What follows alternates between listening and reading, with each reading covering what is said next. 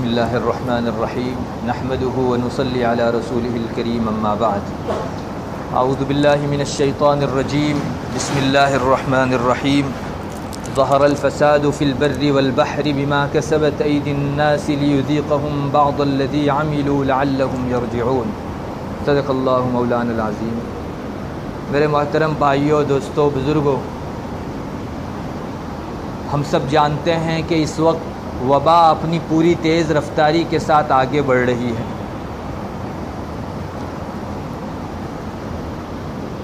چھوٹی چھوٹی اسپتالوں سے 3، 4، 5 نعشیں نکل رہی ہیں۔ نوساری کا حال ایک رپورٹ کے مطابق روزانہ 40 سے 50 اموات اس شہر میں ہو رہی ہے۔ ہمارے بہت سارے آس پاس کے گاؤں کے اندر بھی وفات کا سلسلہ بکثرت جاری ہے، اور وفات اور لوگوں کی اموات کتنی کثرت سے ہو رہی ہے، اخبار پر جن لوگوں کی نظر ہے انہیں معلوم ہے۔ مستقل سمشان گھاٹ نئے بنائے جا رہے ہیں، جلانے کے لیے جگہ نہیں ہے، ہم سب لوگوں کو معلوم ہے۔ حالات بہت سنگین ہیں، مگر ہماری نگاہیں صرف ان احوال پر رہتی ہے۔ ہماری چرچاؤں اور تبصروں کے اندر اخبار میں اتنے مرے، فلاں جگہ اتنے وفات پائے، اتنے بیمار ہیں، بس اسی حد تک ہماری چرچا رہتی ہے۔ زیادہ سے زیادہ ہماری نگاہ اگر آگے گئی تو بعض لوگ اس پر بحث کر لیتے ہیں کہ بھائی اس کے ظاہری اسباب کیا ہیں، آپس میں زیادہ ملنا، ماسک نہ پہننا اور ڈسٹنس نہ رکھنا اور بے احتیاطی برتنا وغیرہ وغیرہ، یہ اسباب بھی ہیں دنیا کے اندر اپنی جگہ، لیکن بہت بری بات ہے کہ ہماری بحثوں کا محور صرف یہ اسباب اور احوال رہتے ہیں۔ کسی کی نگاہ اس طرف نہیں جاتی کہ اس بیماری کے پیچھے کون سی چیز اصل کام کر رہی ہے۔ اس چیز کی طرف نہ تو لوگوں کی چرچاؤں میں کوئی موضوع ہے اور نہ کسی کی توجہ جاتی ہے۔ حالانکہ نبی کریم صلی اللہ علیہ وسلم نے اور آپ کے بعد تمامی حضرات علماء کرام نے ایسی وباؤں کے موقع کے اوپر ظاہری اسباب پر توجہ سے زیادہ جو باطنی اسباب ہے، جن گناہوں کے سبب یہ برائیاں آیا کرتی ہیں، ان کی طرف توجہ زیادہ دلائی ہے۔ ایک بات میں یہاں آپ کو کہہ دوں کہ میں ہرگز یہ نہیں کہتا کہ آپ احتیاط مت برتو، دنیا کے اسباب اختیار کرو، لیکن کتنی بری چیز ہے کہ ہماری ساری نگاہ صرف دنیاوی اسباب پر، کبھی نہ ہماری چرچاؤں میں یہ گناہ آتے ہیں اور نہ ان کا اصل سبب ہمارے درمیان میں کبھی گفتگو میں آتا ہے۔ میں اس سے پہلے بھی آپ کو سنا چکا، ہمارے علماء نے اپنی کتابوں میں بہت صاف آج سے کئی صدیوں پہلے لکھ دیا ہے کہ جب دنیا میں طاعون یا کوئی دوسری وبا پھیلتی ہے تو اس کا ظاہری سبب تو پولیوشن ہے۔ دنیا کے اندر جو پردوشن بہت پھیل گیا ہے وہ ہے، وہ بھی ہمارے علماء نے لکھا کہ پردوشن کی وجہ سے وبا پھیلتی ہے، مگر علماء نے ساتھ میں یہ بھی لکھا کہ اس کا اصل سبب زناکاری کا عام ہو جانا ہے۔ اور یہ صرف علماء نے نہیں فرمایا بلکہ خود نبی کریم صلی اللہ علیہ وسلم کی حدیث میں یہ مضمون آ چکا ہے۔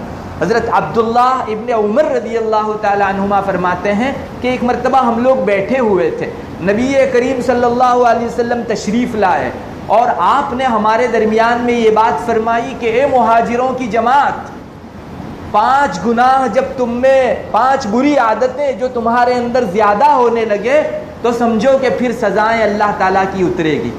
اور پھر آپ صلی اللہ علیہ وسلم نے وہ 5 گناہ ذکر فرمائے اور ساتھ میں یہ بھی فرمایا کہ میں تم کو اللہ کی پناہ میں دیتا ہوں کہ تم ان 5 گناہوں کا ارتکاب کرنے لگو ورنہ عام سزائیں پھر پھیل جائے گی۔ ان میں سب سے پہلا گناہ جو نبی کریم صلی اللہ علیہ وسلم نے ارشاد فرمایا وہ یہ کہ جب کسی قوم کے اندر بدکاری، زناکاری اور بے حیائی عام ہو جاتی ہے، حتیٰ کہ لوگ سڑک پر اس کو کرنے لگتے ہیں، تو پھر اس قوم کے اندر طاعون پھیل جاتا ہے، پلیگ پھیل جاتا ہے اور ایسی بیماری پھیل جاتی ہے جو تمہارے بڑوں اور اگلوں کے اندر نہیں تھی۔ یہ خود نبی کریم صلی اللہ علیہ وسلم نے ارشاد فرمایا۔ اس کے بعد 5 اور گناہ، 4 اور گناہ ذکر فرمائے، ہر ایک کی سزا بھی ذکر کی۔ میں پوچھتا ہوں کیا ہمارے درمیان میں اس وبا کے سلسلے میں اصل سبب کون سا ہے؟ 24 گھنٹے میں ایک مرتبہ بھی ہماری چرچا میں یہ چیز آتی ہے، جبکہ مومن کی نگاہ تو ان ظاہری اسباب سے زیادہ اصل ان گناہوں کی طرف رہنی چاہیے جن گناہوں کے اندر ایسی دسیوں بیماریاں لانے کی تاثیر اللہ تعالیٰ نے رکھ دی ہے۔ میں آپ کو کہوں گا آپ دسیوں ویکسین بسا لو اور دسیوں ویکسین اپنے اوپر لگوا لو، جب تک یہاں جہاں سے یہ پانی کا بہاؤ آ رہا ہے اس کو بند نہیں کیا جائے گا تو آپ کی ویکسین آپ کو کام نہیں دے گی۔ کتنی احتیاط کرو گے؟ جب تک اللہ کو راضی نہیں کریں گے اس وقت تک یہ بیماری کا بہاؤ اور سیلاب تھمنے والا نہیں ہے۔ کاش مسلمانوں کو اس چیز کی طرف توجہ ہو جائے۔ آج ہمارے معاشرے کے اندر زناکاری کی شرح کوئی کم نہیں ہے۔ میں جس شعبے میں کام کرتا ہوں میری نگاہوں کے سامنے ایسے متعدد واقعات ہیں کہ جن میں ہماری انہی بستیوں کے اندر زناکاری بہت عام ہے، اور اللہ ہمیں معاف فرمائے اب تو شادی شدہ خواتین بہت زیادہ زنا کر رہی ہے۔ ایک تو کنواری عورت جس کا کوئی شوہر نہیں اور وہ جو ہے اپنی خواہشات کے لیے کوئی موقع نہیں پاتی، وہ اگر کسی گناہ میں مبتلا ہوتی ہے وہ بھی برا ہے، مگر ایک شادی شدہ عورت جس کے سر پر شوہر کا ہاتھ ہے، جس کے 2-3 بچے ہیں، وہ شادی شدہ ہونے کے باوجود بھی زنا کے اندر مبتلا ہو رہی ہے۔ میں کسی اور معاشرے کا نقشہ نہیں کھینچ رہا ہوں، ہمارے انہی آس پاس کے چند گاؤں کا میں نقشہ کھینچ رہا ہوں جہاں زناکاری اتنی زیادہ ہے۔ اپنی معصوم بچیوں کو لوگ گھر رکھ کر زنا کے لیے جا رہے ہیں، اور یہ بھی واردات ہماری انہی آس پاس کے گاؤں کی ہیں کہ پونے سال کا یا 1 سال کا بھی نہیں ہوا ایسے چھوٹے بچے کو اپنے گھر میں رات کا سوتا ہوا رکھ کر دوسروں کے ساتھ جو ہے مشغول ہونے والی خواتین بھی اسی معاشرے کے اندر موجود ہے۔ میں کہتا ہوں کیا یہ زناکاری کی رفتار ایک مرتبہ بڑھے گی تو ہمارا دسیوں اسباب اختیار کر لینا بیماری کو روک سکے گا، جبکہ خود آپ صلی اللہ علیہ وسلم نے فرمایا کہ زناکاری جب عام ہو جائے گی تو ایسی بیماریاں آئے گی کہ اگلوں کے اندر اس کا نام بھی نہیں سنا گیا ہوگا۔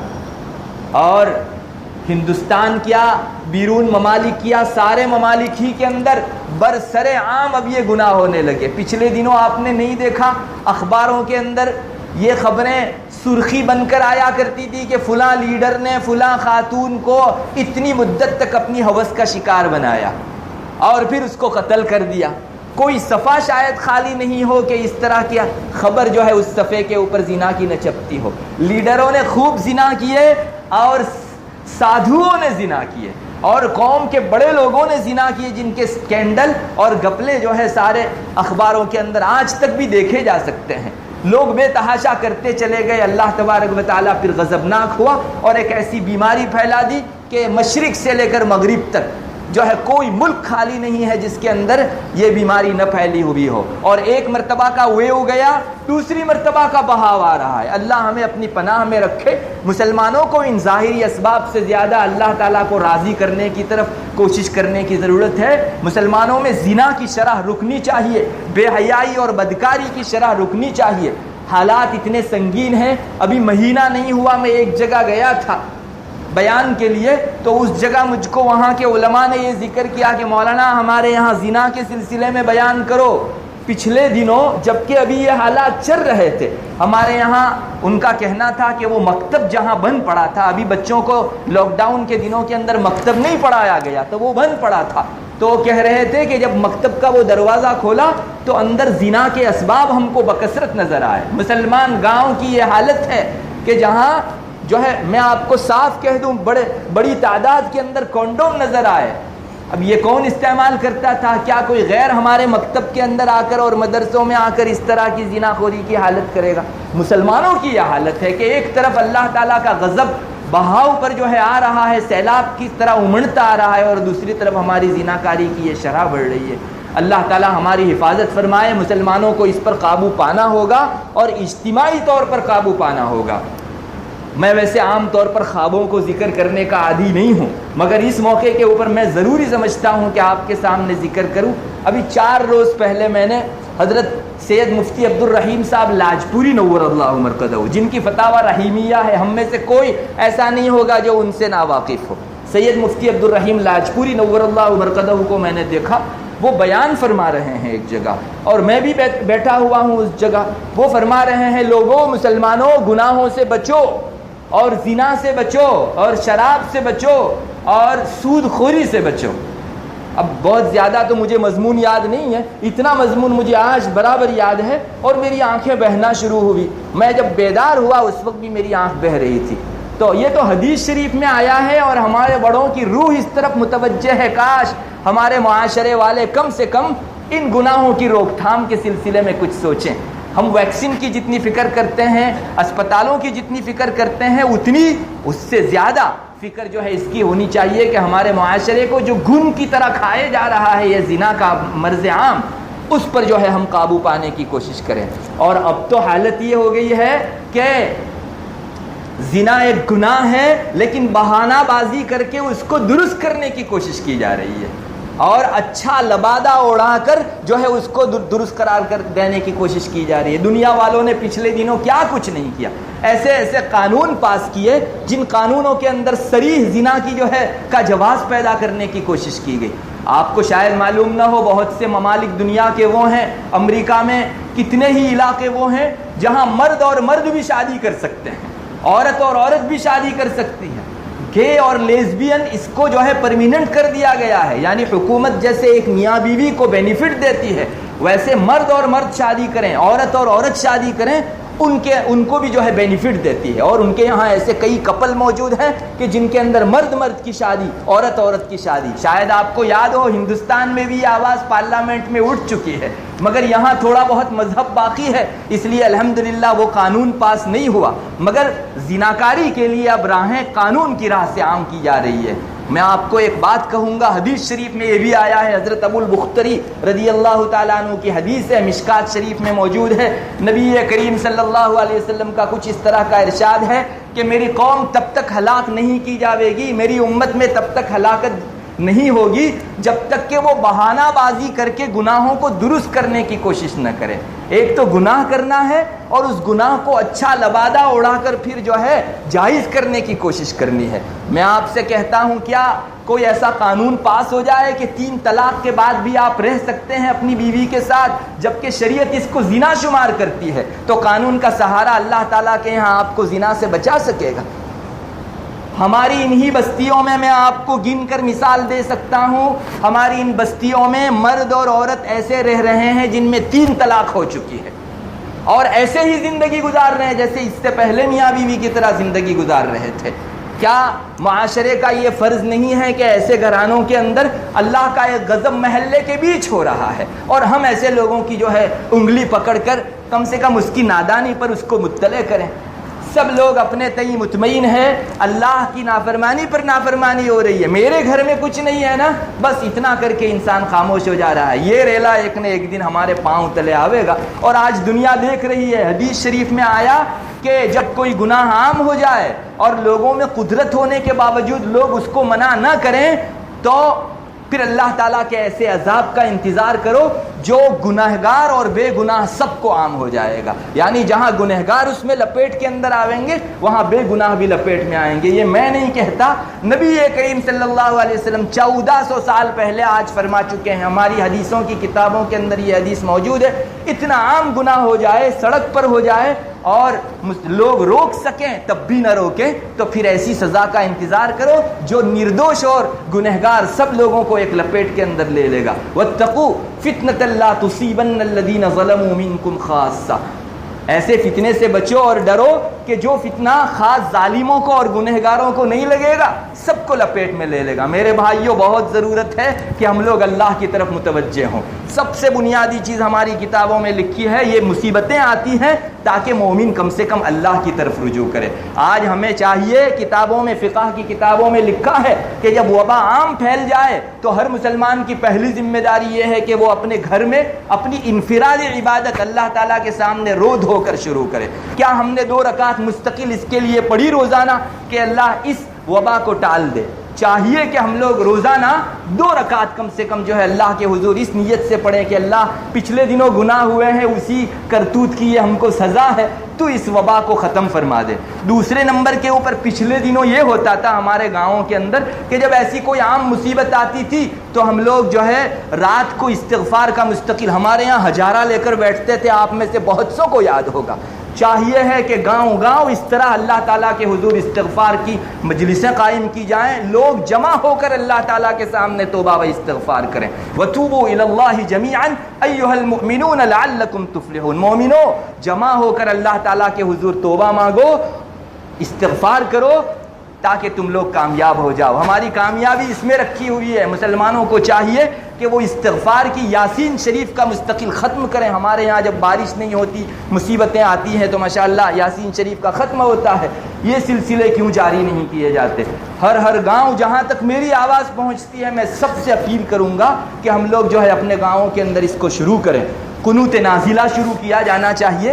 ابن نجیم رحمۃ اللہ علیہ حنفیہ کے بہت بڑے امام ہیں. انہوں نے فرمایا کہ جب وبا عام پھیل جائے تو مسلمانوں کو چاہیے کہ فجر کی نماز کے اندر وہ قنوت نازلہ شروع کریں. اس کی بڑی تاثیر ہے. اللہ کے غضب کو روکنے کے لیے فجر میں جو قنوت نازلہ پڑھا جاتا ہے، اس کی بڑی تاثیر ہے. چاہیے کہ ہم لوگ جو ہے اس کو بھی شروع کریں اور اللہ کے واسطے گناہوں سے باز آئیں. زنا ہو یا کوئی دوسرا گناہ، سارے گناہ ہمارے اوپر مختلف قسم کی مصیبتیں لانے والے ہیں. آج ہمارے نیک اعمال بہت زیادہ ہیں، مگر گناہ بھی اس کثرت سے ہم لوگ کرتے ہیں. غیبت کوئی حرام نہیں سمجھتا، جبکہ زنا سے بڑھ کر اس کو گناہ شمار کیا گیا ہے. رمضان جیسے مبارک مہینے میں ہماری مجلس غیبتوں سے خالی نہیں ہے. مسلمانوں کو چاہیے کہ اللہ کے واسطے باز آ جائیں اور نہی عن المنکر کا سلسلہ جاری کریں. کہیں میں اگر کوئی برائی اور گناہ دیکھوں، میری اللہ سے محبت کا تقاضا یہ ہے کہ میں اس کو محبت سے، یا میں سختی کر سکتا ہوں تو اپنے ماتحتوں کے اوپر سختی کر کے اسے روکوں. اللہ کرے ان سب چیزوں کی طرف ہماری توجہ ہو، ورنہ حالات بہت سنگین ہیں. میں آپ کو سچ کہتا ہوں، میں کھلا ڈرانے والا ہوں آپ حضرات کو. پچھلے دنوں ایسی وبائیں پھیلی ہیں تو آسمان کی آنکھوں نے ایسے بھی منظر دیکھے ہیں کہ لوگوں کے ہاتھ نعشوں کو اٹھا کر نہیں تھکے، آنکھیں نعشیں دیکھ کر تھک گئی. اتنی کشتے کے پشتے نعشوں کے پڑے تھے. مسلمان دیکھ دیکھ کر جو ہے اس کی آنکھیں تھک جاتی تھی. ہاتھ تو اٹھا کر تھکتے ہی ہیں، آنکھیں بھی جو ہے دیکھ کر تھک جائے گی. اللہ وہ دن نہ دکھلاوے، اس سے پہلے مسلمانوں کو رجوع کی توفیق مرحمت فرماوے. ورنہ یہ جس ڈگر پر بہاؤ جا رہا ہے نہایت سنگین ہے. اور رسول اللہ صلی اللہ علیہ وسلم کے ان ارشادات کی روشنی میں بہت ٹھوس پنے کے ساتھ کہا جا سکتا ہے کہ زنا، اسباب زنا، چاہے وہ لیو ان ریلیشن کے اچھے عنوان سے ہو یا پھر محبت اور لو کے عنوان سے ہو، یہ سب انسان کے لیے زنا کو جائز نہیں قرار دیتا. آج مسلمانوں کے اندر بھائی بولی بہن، منہ بولی بہن اور منہ بولا بھائی، منہ بولی آنٹی کا بھی بڑا رواج ہے. یاد رکھیے اسلام کبھی بھی اس کی اجازت نہیں دیتا. کوئی اجنبی عورت بھرا آپ کے کہنے سے آپ کی بہن کیسے بن جائے گی؟ اور یہ رشتہ اب تک تو منہ بولی بہن کا تھا، لیکن کل کو ایسا پامال ہوتا ہے کہ بھائی بہنوں کا رشتہ بھی جو ہے تقدس اس کا بھی باقی نہیں رہتا. مسلمانوں کو چاہیے کہ ان سب واہیات سے باز آئیں اور اللہ تعالیٰ کے حضور توبہ کریں، اجتماعی توبہ و استغفار کی شکلیں پیدا کریں. قنوت نازلہ کا سلسلہ شروع کیا جائے. خود ہم لوگ گناہ سے بچیں اور گناہ کو دیکھ کر اس کی روک تھام کی کوشش کریں. وآخر دعوانا ان الحمدللہ رب العالمین. آخر میں بھائی ایک بات یہ کہنی ہے کہ جب ہمارے یہاں صف لگتی ہے تو لوگ بہت سے پیچھے بیٹھ جاتے ہیں. اصل ترتیب یہ ہے کہ آگے جو جگہ خالی ہو اس میں بیٹھنا چاہیے. حدیث شریف میں آتا ہے کہ امام سے جمعہ کے دن قریب رہنا چاہیے. جو آدمی امام سے جتنا دور ہوتا ہے اتنا جنت سے دور ہوتا جاتا ہے. یہ ابو داؤد شریف کے اندر حدیث ہے. ابن الحاج نے تو لکھا ہے کہ امام سے اتنا قریب نماز پڑھنی چاہیے جمعہ کو کہ مقتدی کا کپڑا امام کے کپڑے کو لگے. اتنا جو ہے ہم کو جگہ خالی نہیں رکھنی چاہیے. یہ مزاج بنانا چاہیے کہ آگے جو جگہ خالی ہو اس میں ہم لوگ